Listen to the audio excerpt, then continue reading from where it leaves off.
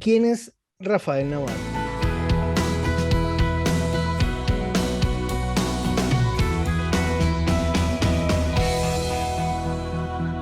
Yo creo que lo más importante que me define a mí como persona, primero es mi fe y segundo es la creencia.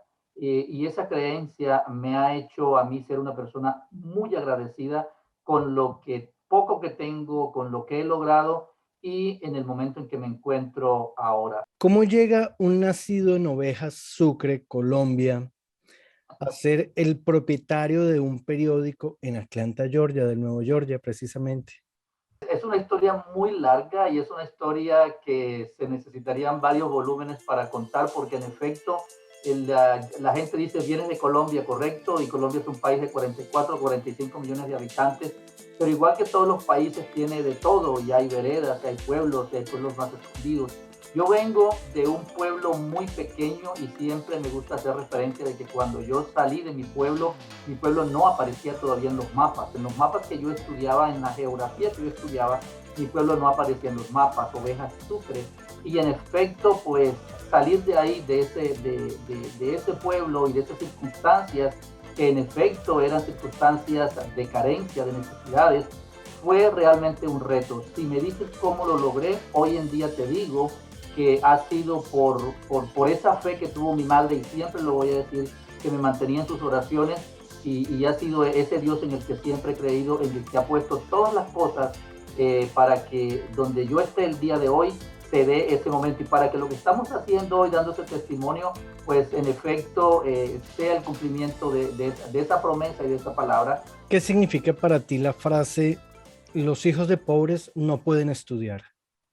Significa mucho porque lo escuché mucho, lo escuché durante mi infancia, era algo que no sé si mi madre lo había aprendido porque lo había escuchado o era una tradición o era su mecanismo de defensa ante la imposibilidad de que sus hijos fueran a la escuela. Incluso mis hermanos, mis 7 hermanos, alcanzaron algunos la educación secundaria y otros solamente la educación primaria. Como te digo, eran momentos de muchas carencias, eran otros tiempos y siempre me gusta ponerlo en contexto. 40 años atrás, 35 años atrás, no existía este medio de comunicación, no había computadoras, la comunicación, las comunicaciones no estaban desarrolladas. En el pueblo de donde yo soy, había un solo teléfono en la compañía telefónica nacional y tú tenías que ir a hacer cola y una señora con unas clavijas y unas cosas que parecían del otro mundo te conectaba con otra persona a la cual tú no estabas viendo y eso era mágico, eso era parte de la magia, pero también era parte del momento que uno vivía. Entonces tú veías por todos lados, veías carencias, pero también lo escuchabas dentro de tu familia, dentro de la gente, y veías que solamente la gente tenía la oportunidad de ser campesino, el que podía ser un poco más se iba para la ciudad, pero las mujeres iban a trabajar en las casas de familia como empleadas domésticas, los hombres iban a hacer trabajos mecánicos, iban a cargar a los mercados. Es decir, de ahí es de donde yo vengo y eso es lo que yo estaba viendo y a lo que yo de pronto en un momento dado me dije, yo quiero cambiar, yo quiero hacer otra cosa, por eso romper con eso, y es muy importante que lo tengan en cuenta las personas que me están viendo, no necesariamente debe ser marcado ni por lo que oyes ni por lo que ves, sino por lo que tú crees que puedes hacer en tu vida. Y precisamente hacer en tu vida, ¿cómo llega al periodismo? Fue mi pasión todo el tiempo, ser periodista fue mi pasión. Alguna vez yo, y recientemente lo comentaba también cuando acabo de cumplir 30 años de haberme graduado, tengo que decir también que empecé a trabajar en el periodismo mucho antes de haberme graduado, desde que estaba en la escuela secundaria. Entonces me gradué hace 30 años y yo recuerdo que cuando estaba pequeño me gustaba mucho escribir en el aire. Yo escribía en el aire y además borraba las frases que no me gustaban. Y mis hermanos mayores se reían y decían, ¿qué es lo que tú escribes? Y podía ser lo que estaba pensando. Pero era que me gustaba escribir mucho. Eso creo que siempre vino conmigo, tanto la lectura como la escritura. Y luego ya tuve la oportunidad de ir a la universidad y estudiar lo que más me gustaba. Y eso es lo que estoy haciendo y gracias a Dios es lo que he hecho todo el tiempo. Bueno, ¿y cómo llega a los Estados Unidos de aquí propiamente a Georgia? La persona que es ahora mi esposa, ella se vino a estudiar a los Estados Unidos, en ese tiempo éramos novios, y la meta que nos pusimos es, si aguantamos los 4 años de amor en la distancia y tú terminas la universidad y seguimos todavía, entonces tomamos una decisión y se pasaron los 4 años, mi esposa se graduó en la Universidad de Mercer, Cuando ella se graduó, entonces decidimos tomar uno de los dos caminos. O tú te regresas para Colombia o yo me vengo para los Estados Unidos. Entonces, pues lo más lógico era decir, ya yo llevo 10 años trabajando en lo mío, en mi profesión, después de graduado, tú apenas vas a empezar. En Colombia no creo que haya mucho mercado para tu trabajo, o por lo menos no de la misma manera en Estados Unidos, así que yo recojo lo que tengo y me voy para los Estados Unidos, así que siempre digo de manera jocosa, pero muy sincera, me vine para Estados Unidos por amor. Momentos de felicidad, ¿no? Hemos hablado de todos los logros. ¿Cuál ha sido ese momento más difícil de su vida? Ese que dice imborrable y lo superé. Bueno, muchos, definitivamente muchos, desde cuando empecé en esto, que como te digo, las limitaciones de tiempo, modo y lugar y geográfico y económico y de lo que tú quieras. Yo recuerdo que para empezar la universidad en mi región, la región Caribe colombiana, no había universidades públicas donde se estudiara comunicación social. Entonces debí buscar la única universidad que en ese tiempo ofrecía la carrera de comunicación social, que era una universidad privada. Debí entonces conseguir recursos que por supuesto no teníamos. Yo recuerdo que se pasó el primer semestre, no pude estudiar porque no conseguí quien me prestara para el primer semestre para pagarlo, porque tenía un crédito del gobierno, pero debía pagar el primer semestre para que ellos me hicieran después el reembolso. En el segundo semestre lo pude hacer, una persona me ayudó, me prestó el dinero, se lo prestó a mis papás para que yo fuera a la universidad. Ahí vi como la primera dificultad, sin embargo tenía tantas ganas de hacerlo que no lo vi. Y ya incluso aquí en Atlanta también muchas dificultades. Recuerdo, por ejemplo, la crisis hipotecaria, la famosa burbuja, cuando esta burbuja explotó, que nos afectó a todos, que cerraron muchos medios de comunicación, quedamos nosotros batallando y seguimos batallando todavía después de más de 20 años. ¿Cómo llega aquí a comprar un periódico y más, o sea, un periódico hispano que lo sabemos que es difícil mantenerse? Usted lo decía hace un momento, no se puede uno hacer millonario con esta profesión. Definitivamente no. Yo realmente no puedo hablar de lo que soy el día de hoy si no estuviera una fuerza detrás de mí mucho más grande de lo que yo puedo hacer. Definitivamente no. Y eso siempre lo voy a decir y va a ser siempre mi testimonio. Yo empecé a trabajar aquí con los primeros periódicos, con los que ya estaban aquí fundados. Recuerdo que empecé a trabajar con La Voz del Pueblo como freelance. Estando trabajando con La Voz del Pueblo, había otro periódico que era nuestro semanario, fundado por Winston García, y llevaba 2 años trabajando con Winston, que ya me había pasado de la Voz del Pueblo para trabajar con nuestro semanario. Y en ese tiempo Winston decide regresarse a su país, a Guatemala, luego de 25 años de estar aquí. Entonces, una de las primeras personas en las cuales pensó para dejar este negocio, este medio de comunicación que él había fundado, que él quería como a uno de sus hijos, que lo había fundado con bases morales, que me había identificado mucho con él. Y entonces un día me llama y me dice, quiero que nos encontremos, y nos encontramos y me propone, yo no sabía ni siquiera lo que estaba pensando, me dice, a partir de ahora yo no voy a estar en el periódico, me voy para Guatemala, me regreso. Quiero que me digas ahora si te quieres quedar con el periódico, si lo negociamos, si no lo negociamos, porque solamente tengo 2 opciones, tú y otra persona. Y entonces yo le dije, pues no sé qué decirle, me dice, pues tienes que responderme ahora porque me voy, y estaba viendo el reloj, me voy y no voy a regresar. Entonces le dije, entonces permíteme, déjame llamo a mi suegro, que en ese tiempo vivía todavía, déjame llamo a mi suegro dice, claro, agarre la oportunidad, eso no se le da todos los días, mire que está tarde, yo le ayudo, que esto, que lo otro, yo le consigo dinero, decía mi suegro, aunque no tuviera un peso en el bolsillo. Y entonces así empecé en esto del negocio y ya van 20 años. ¿Qué opina del periodismo local antes y ahora?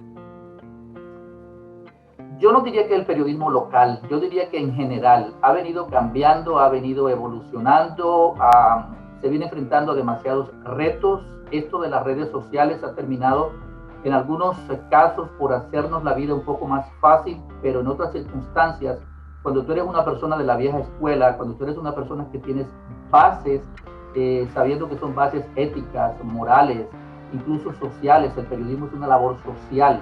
El periodismo es un apostolado. Difícilmente vas a encontrar un periodista que sea multimillonario. Los hay bien acomodados, sí, porque se esfuerzan, porque trabajan, porque están en las grandes cadenas. Pero esto no es para que tú seas uno de los más ricos del mundo, no haciendo periodismo, a no ser que seas dueño del New York Times, por ejemplo. Sin embargo, yo creo que el cambio se da más que todo en los últimos tiempos a nivel general es en lo que tiene que ver con el contenido. Estamos manejando un contenido mucho más elemental. Lo que anteriormente no era noticia, hoy en día lo hemos convertido en noticia porque las redes sociales así lo exigen, y desafortunadamente eso lo que ha hecho es un periodismo más vacío, más superficial, más superfluo. Es decir, estamos muchas veces, y digo estamos, no porque caigamos nosotros ahí, sino porque para meterme yo también en el rollo, estamos haciendo muchas veces lo que consideramos en otras oportunidades chismes de barrio o de farándula, lo estamos convirtiendo en notas, porque eso es lo que trae likes, eso es lo que trae el me gusta, que es lo que mueve las redes sociales y es lo que a muchos les puede dar dinero. Pero eso realmente no es el periodismo. Creo que estamos en una crisis en este momento, y es una crisis más de valor y de estructura que de contenido, porque tiene que ver también con la formación de cada quien. ¿No se ha vuelto el periodista más protagonista de la noticia que la noticia como tal, hablando de la vieja guardia? Sí, correcto, sí, sí, sí. Y hoy en día es muy fácil que tú consigas al periodista involucrado en la noticia y que el periodista sea la noticia y que básicamente tú seas y tu familia sea la noticia y tu familia sea esa que tú tienes ahí enfrente para que todo el mundo te vea y para que tú le digas a tu gente y a tus seguidores quién eres y qué haces con tu mujer y con tus hijos y cuándo vas a comer y cuándo vas a almorzar y cuándo lavas a los perros, cuándo los sacas a caminar, cuándo los sacas a hacer sus necesidades.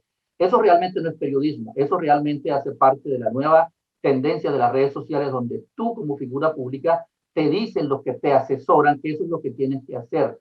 Y sobre eso yo he tratado de guardar una línea muy rígida y muy específica en lo que tiene que ver conmigo. Yo, y siempre lo voy a decir también, yo no vendo a mi familia, por ejemplo. Tú puedes ver mis redes sociales, en las redes sociales de Rafael Navarro vas a encontrar esporádicamente algo muy general sobre lo mismo, porque me interesa a veces dar el testimonio de dónde vengo y para dónde voy o dónde estoy ahora, pero no necesariamente estar siempre mostrando lo de tu familia. Y sin embargo, eso es lo que la gente quiere ver, porque a la gente finalmente no le importa si yo digo una noticia hoy que le impactó o no. A la gente ahora, en este momento, le interesa más es qué estoy haciendo yo o qué estoy comiendo yo, a qué es lo que estoy transmitiendo yo a través de mi medio de comunicación. 2 veces reconocido como uno de los 50 latinos más influyentes en Georgia. ¿Qué significa eso para usted? 3 veces. Bueno, cualquier reconocimiento creo que es muy importante. A mucha gente le gusta demeritar y hace parte de la dinámica de las redes sociales y del momento, donde básicamente las instituciones pierden credibilidad, los gobiernos pierden credibilidad, las personas que están al mando y en el liderazgo pierden credibilidad, o por lo menos eso es lo que se estila a través de las redes sociales.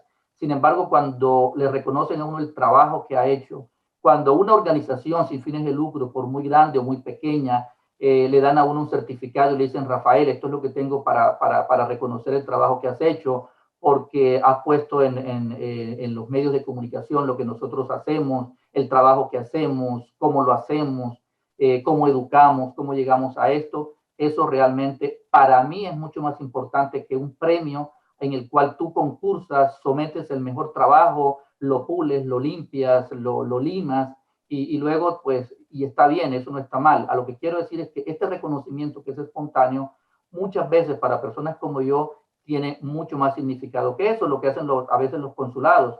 Muchas veces nosotros lo que tenemos que exponer de los consulados o de los representantes de los gobiernos puede que no sea lo más amable, pero es el trabajo de uno. Sin embargo, cuando ellos hacen el trabajo que deben hacer y cuando van un poco más allá, como lo que están haciendo muchos y otras organizaciones, que parece que se hubieran sacudido un poco del letargo que traían, pues es muy importante darlo a conocer también. Y en ese sentido, volviendo a la pregunta, ha sido muy importante este reconocimiento en estos últimos 3 años, como te digo, muchos otros que son menos rimbombantes, pero que para mí son realmente de mucha importancia. ¿Qué mensaje le da usted a esos jóvenes que quieran estudiar periodismo? Es muy difícil en este momento. Tengo amigos que me preguntan, mi hijo quiere ser periodista. Siempre les recomiendo, si tienen otra opción que tomar, no porque esta sea una mala profesión, sería importante que lo hicieran. Porque ahora, en el caso mío, yo no tenía ninguna opción porque eso era lo que me gustaba. Ahora, después un poco de más adulto, fue que dije, me puede gustar un poco la política porque siempre me gustó, hice mi maestría en ciencia política, quiero hacer mi doctorado en educación, etcétera, que son mis planes a futuro. Pero para los muchachos, esos que están empezando, Creo que vienen momentos no muy fáciles en el periodismo. Creo que hay mucho por hacer todavía. Desafortunadamente no es tanto lo que haya por hacer, sino en qué medio estás tú que quiera hacer lo correcto. Porque si tú estás en un medio, tú puedes ser una lumbrera, pero si ese medio lo que le interesa es decir las cosas fatuas, las cosas obscenas a veces, de tratar un lenguaje que no es el adecuado, porque eso es lo que les genera dinero a ellos, entonces tú vas a estar en el lugar equivocado y te vas a frustrar mucho. Entonces es muy importante mirar y con pinza analizar la profesión que se va a estudiar, y si eso es lo que quieren hacer, hacerlo de la mejor manera. Pero te digo una cosa, lo más importante es cómo te sientas tú, porque si no te sientes bien en el medio donde estás, lo mejor que puedes hacer es volar de ahí y buscar donde te sientas mejor, haciendo de la mejor manera la profesión que has escogido. ¿Qué mensaje le da a la comunidad? A la comunidad latina en general, es una comunidad de la cual yo aprecio mucho, quiero mucho, siempre estoy pendiente de qué es lo que está sucediendo. Me preocupa mucho dentro de la comunidad muchos temas como la misma educación, y cuando hablo de educación hablo de la educación como tal, la educación académica. Nuestros jóvenes no se están graduando de las escuelas secundarias, no están yendo a la universidad, están yendo en demasiadas proporciones. En el distrito donde yo estoy, que es el distrito número 5 del condado de Gwinnett, tenemos 10 escuelas primarias, tenemos 3 escuelas intermedias y tenemos una sola escuela high school. Eso lo que quiere decir que es un embudo, la educación en este momento es un embudo para nuestras comunidades, donde entran muchos, pero salen muy pocos, y desafortunadamente dentro de esos pocos que salen está nuestra gente. Entonces, para mí es muy importante decirle a nuestra comunidad que en la educación está el futuro de sus hijos, de su comunidad, de su familia, está el futuro de usted cuando sea ancianito. Es muy importante que nosotros eduquemos a nuestros niños, no solamente en nuestras casas, con los valores, sino también de manera académica. Es muy importante también para nuestra gente que nos eduquemos en la cuestión política, no para que seas político, sino si llegas a tener el privilegio de votar en este país, puedas votar y puedas elegir a tus representantes de las escuelas en los distritos, a tus representantes en los consejos municipales, a tus representantes estatales, porque finalmente son los que van a afectar tu vida. Así es que a mi gente, que estén bien pilas, como decimos los colombianos, que estén mosca, como también decimos en otras partes de América Latina, porque es muy importante que si estamos aquí, Andrés, es porque venimos a cambiar nuestras vidas y las vidas de nuestra gente. Y si seguimos como vamos, creo que nuestro futuro no va a ser muy brillante.